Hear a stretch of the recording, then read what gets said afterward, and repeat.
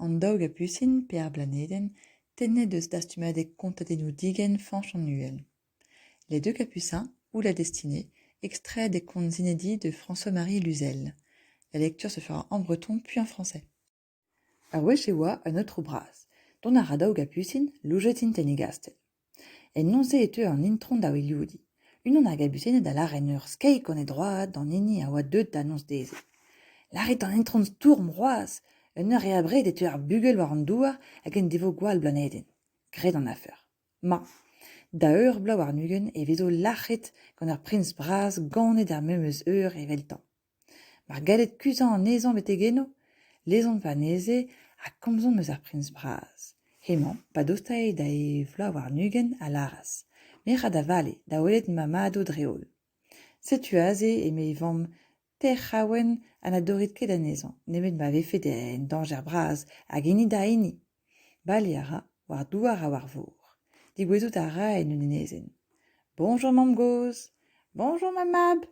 Pem kan la zo e c'hortom ar anor evit delivran a vro a zo la c'harret da ruinet gant ur géant. Re de lazan an ezan. Setu ar c'hleze zorset an e drecho den war an ezan. Pa welas ar géant an eran, ar ur reta prins braz. E c'hoant eus ar c'hortoz pell a zo. Kombati a reont, lachet eo ar géant. An eni goz a laras neuzet ar prins braz. Chom damman gant in, an e vanko netrador. Non, me a ring bale. Mon ara, met e vag a oa kolet. Teri ara ar graouen gentan. Setu ar vag neve. Teri ara an eil evit kaout gwelioù hag ar rest hag en dervet evit kaout martelodet. Gwall amzer, setu ar vag ar mor. Teolet e ur treid ur c'hastel war ur rochel en enezen. Eno e oa chom ar mab ganet en nonz ma oa belojet ar gabusinet. Pa welas ar prins braz o neuial e tiskennas hag e sekouras an ezan. Pelec'het? Da vale bro. Meiek ganit. Non, chom pamman. Chom a reont eno. Aben ur pennad amzer. Mez o kuzet amman gant mazad, ra gant demaz un ganet daoug a busin. Ad leout bezan lachet un deg gant ar prins braz. Bah, kemen zenek e gwir. Tos ad ar re ur blau ar nugen.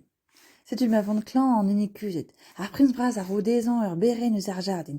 Daou an teri ar anezi a peiet. Setu aze ur poignat evit an teri a peiet.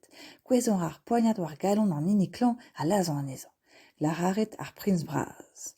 E gile, me oa tout da guzan amman evit ma vijen kekavet gant ar prins braz. Alas eme ar prins braz. Ida da e ruas ar memeus eur evit en delivran a chuan deiz a blar. Ma welas an ezan vervel.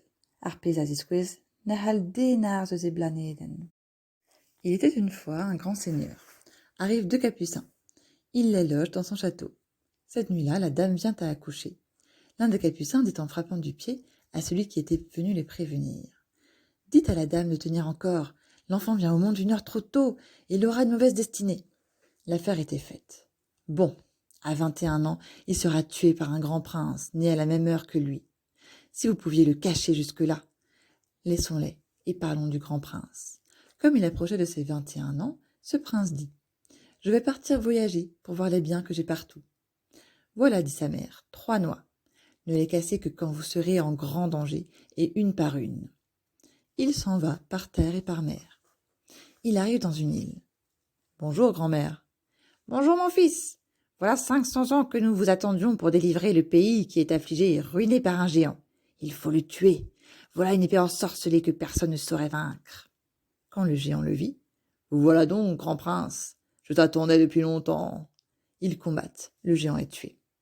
La vieille dit alors au grand prince, « Restez ici avec moi, et vous ne manquerez de rien. »« Non, je dois voyager. » Il y va, mais son bateau était perdu. Il casse la première noix. Voilà un bateau tout neuf. Il casse la deuxième pour avoir des voiles et le reste, et la troisième pour avoir des matelots. Mauvais temps. Voilà le bateau au fond de la mer. Il est jeté au pied d'un château sur un rocher dans une île. C'est là que demeurait le fils né la nuit que les deux capucins avaient été hébergés. Quand il vit nager le grand prince, il descendit et vint à son secours. « Où allez-vous ? Je cours le monde. Je vais avec vous. Non, restons ici. » Il reste là. Au bout d'un moment, je suis caché ici par mon père, car le jour de ma naissance, 2 capucins... Et patati et patata. Je dois être tué un jour par le grand prince.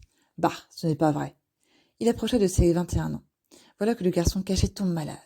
Le grand prince lui donne une poire du jardin. Il la coupe en deux et la pèle. Voilà un poignard pour la couper en deux et la peler. Le poignard tombe sur le cœur du malade et le tue. Le grand prince est affligé. L'autre. J'étais venu me cacher ici pour que le grand prince ne me trouve pas. Hélas, dit le grand prince. Son père arriva dans l'heure pour le délivrer. L'anniversaire étant passé, et il le vit mourir, ce qui montre que personne ne peut échapper à sa destinée.